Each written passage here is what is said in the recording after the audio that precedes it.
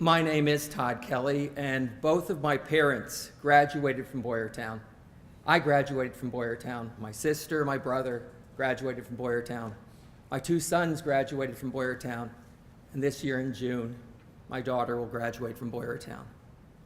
So I'm here representing 3 generations of the Kelly family, and all of us are 100% behind the administration's decision in this matter.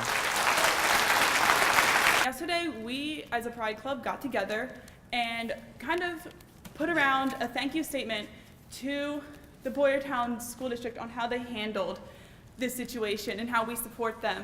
And we got over 200 signatures from people who support the school district and who support the transgender rights of the students.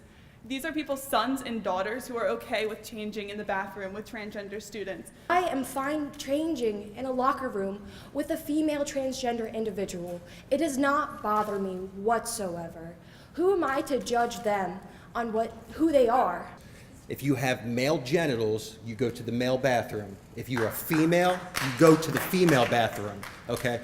My observation of recent events involving the LGBTQ community show that they tend not to be satisfied with being accommodated, but want to force their values upon the majority. You are now infringing on the civil rights of the traditional boy or girl by bringing a transgender into that environment.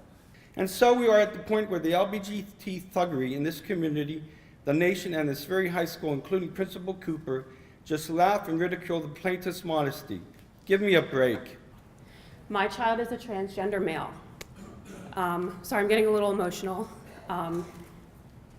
My child being included and being allowed to change in the locker room or use the restroom that he identifies with is of utmost importance.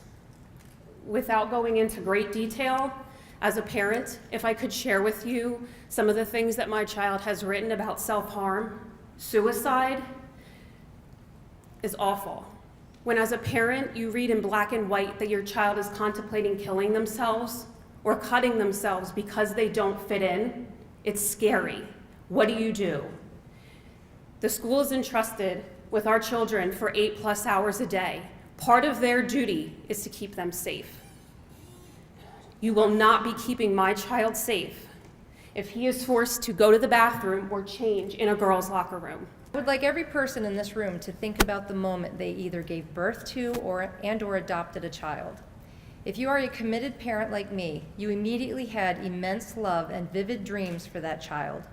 Hopefully you had a conversation with yourself that you would love that person unconditionally.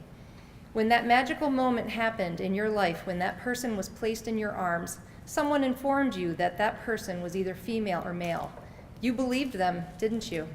Of course you did. We all do. Now imagine that as that child grows up, you realize things aren't the way you projected them to be. Your son or daughter doesn't like what boys or girls are supposed to like or dress the way boys or girls are supposed to dress. This is what happened with my child. I have a transgender son. I completed my transition and changed my legal documents from female to male. Prior to the year starting, my counselor met with me and told me that I was now allowed to use the men's facility as long as I was still comfortable. That made me feel complete and one of the guys, something I'd waited for my whole entire life. I was voted by my peers onto homecoming court, which proved that they supported me. I was able to run with the guys on the cross-country team at the senior meet, which made me feel validated by all the cheers from my male teammates. I am on track to making the honor roll for the 3rd time in a row, something I have never done before because I wasn't my true self. My locker room and bathroom experience at Bash is fine. Sometimes I get a stare, but most of the time nothing happens. I change in front of guys like all the guys do, and no one ever questions me. Overall, I do feel safe. The support I feel at Bash is hands down amazing. Okay, we're going to call the meeting back to order. We were in recess for approximately 50 minutes. Where we had left off, there was a motion on the table for acceptance of the demand letter. The next step really is if any board member has any comment prior to the vote. We have to do what we believe is in the best interest to meet the mission of our school district. That mission is very clear: for all students to succeed in a changing world. All students, not one, not the other, but all. And this administration feels like that is occurring. My concern is for the welfare of all of our children, and allowing boys and girls to roam into the restroom, locker room, or shower of their particular choice on that particular day is a bad place to go, folks. It's a blatant disregard of our duty and a shame to our community to create a social engineering laboratory with our children as the study subjects.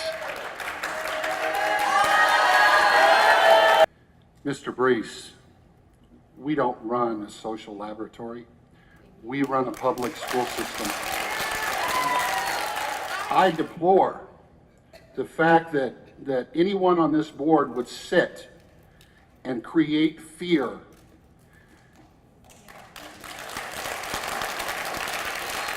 in our community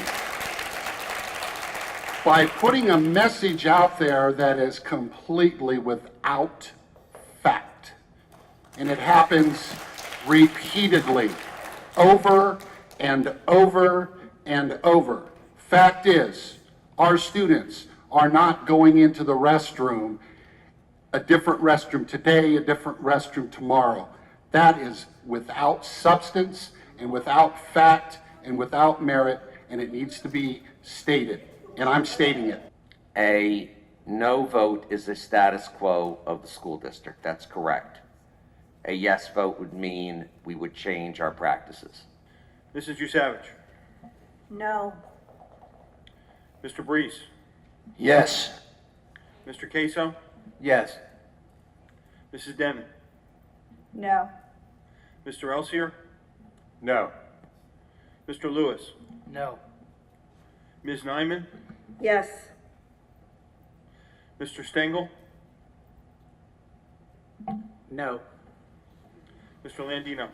No. 3 to 5, the motion fails. Oh, 3 to 6, sorry. Dr. Finley.